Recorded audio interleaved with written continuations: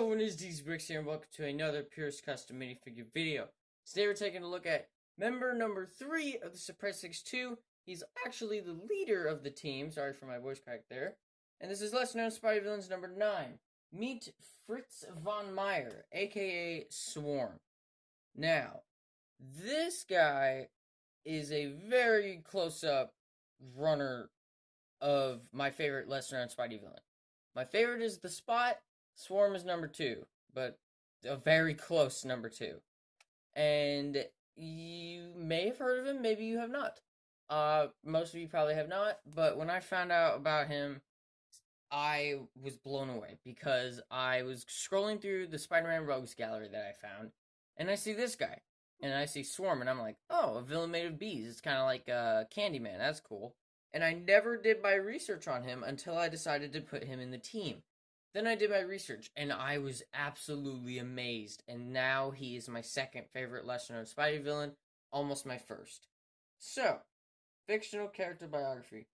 Fritz von Meyer was born in Leipzig, Germany, and became one of, I can't say his name, but it's the bad guy in World War II in Germany. Yeah, you know who he is. Top scientist specializing in toxicology and militology. Escaping capture after World War II, he became a beekeeper in South America and discovered a colony of mutated bees. Intrigued by their intelligence and passive nature, von Meyer attempted to enslave the queen bee but failed, and the bees devoured him, leaving only his skeleton. The bees' unique qualities caused his consciousness to be absorbed into them, allowing von Meyer to manipulate the hive to do his will, although some of his skeletal remains are inside the swarm itself. His consciousness merged with the hive to the extent that they are one being, calling himself/themselves Swarm. Swarm battled the champions. After being defeated, Swarm resurfaced to battle the original Spider-Man, Peter Parker. In the first of many fights, Spider-Man prevailed against him by dousing his own costume in a new type of insecticide that hurt the bees if they got too close to the web slinger. Swarm lost their skeleton in this battle, but returned to fight again, no longer having the skeleton, but still possessing Von Meyer's consciousness, first teaming with Kraven the Hunter against Iceman and Firestar, then against Spider-Man, but feedback from a weapon fired by the Rhino caused Swarm's bee body to disperse temporarily. He has fought so many people, like a lot. At one point, he was so big that he took over the entire world and controlled every bee in the entire world. Okay, here we go.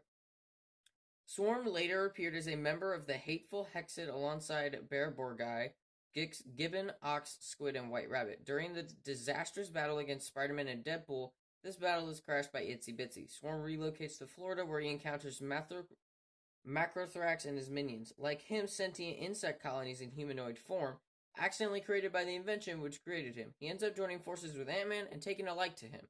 Here are a few images of their actual, team-up. Like, it says they're fighting humanoid insect creatures, and Swarm is basically like that, and he actually ends up teaming up with Ant-Man, and Ant-Man becomes his friend, but Ant-Man doesn't really like to call him a friend because he's a, you know what, I might have to blur out that word, but it starts with an N, ends with an I, 4 letters, I'm pretty sure we all know what it is in Germany. I forgot to mention that Swarm can take over any type of skeleton or fossil. So at one point he becomes a T-Rex of bees known as Dino Swarm, and this thing is so freaking cool!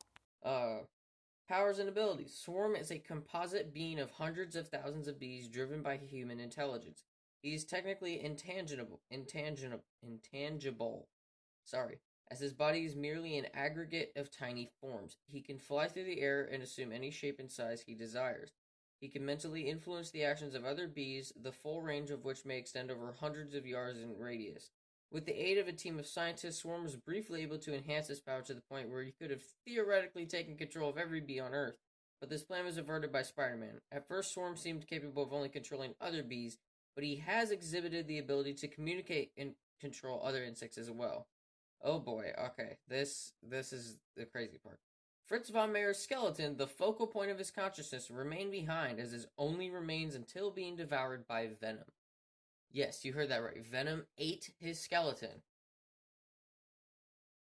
Jesus. And then there are other versions I mean, there's a Madam Swarm. I did not even know about that. Um, he television. He appeared in Spider-Man and His Amazing Friends, voiced by Al Fan. An adapted iteration of Storm appears in the Ultimate Spider-Man show. He appears in Maximum Venom. Oh wow! An action figure of Swarm was released in 1997 as part of the Spider-Man Spider-Force toy line. It was molded in a translucent yellow plastic and featured a removable cape and hood and snap-on bee armor, which could also be assembled to create a giant bee accessory. Huh. Well then. And there's so many comics he's in, but Swarm is just absolutely amazing. Now, this is the minifigure I was able to make, and I based it off of the following picture. Now, in this picture, you can see how, like, you can see the outline of his skull and everything, and how it's just covered in bees, and I absolutely love it. Now, you can also see his eyes are blue. Well, and then in other pictures, you don't even see his face, you just see his eyes. I did see a figure someone made online just like that, but I didn't like it. I wanted to show more bees, as many bees as possible. And so what I did was I took Mark 41, aka the Bones armor, for the legs and the torso. Turned the torso around, because if you see all these little stubble dots, it kind of looks like bees. And then the gold, like, outlines could be the skeleton just covered in bees. And then plain black arms, white hands, because he has white gloves for some reason. Purple cape from Mighty Micro's Magneto. Purple hood from Raven, which you could also get a purple cape from there. And then the head is from Killmonger, because, again, look at all that. That just looks like bees. And then the lines going down from the mouth kind of looks like a skull. I absolutely just love this villain, and I love this figure. And see, I turned it around so it hides the arc reactor. So if the arc reactor wasn't there, I would have kept it the other way so that you could see the outline of, like, ribs and everything. But I absolutely love the way I made this figure. I love this villain. Swarm needs to be in the MCU, please. But yeah, I've said it before. I keep saying it. I love Swarm, and also, Ant-Man should consider himself lucky. I mean, obviously, you don't want to be friends with him, but if you ever need help and you can call on an enemy or like a villain made of bees to help you at any time, I'd say that's pretty freaking useful. I would absolutely. Now I hate bees, even though I know what they do for the environment and that they're going extinct and we need them. But if I had a friend made of bees who would come to my aid if I needed it in a dire situation, I would totally freaking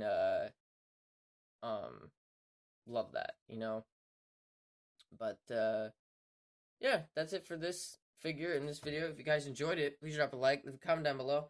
Who's your favorite Surpressed 6-2 member so far? There's still 3 more coming, and the last one is it's pretty big, and it's gonna be a very long video too. So hit the subscribe button, turn on post notifications every time I post a new video. Peace out, guys, and I'll see you in 2 days with the 4th member. Bye bye for now.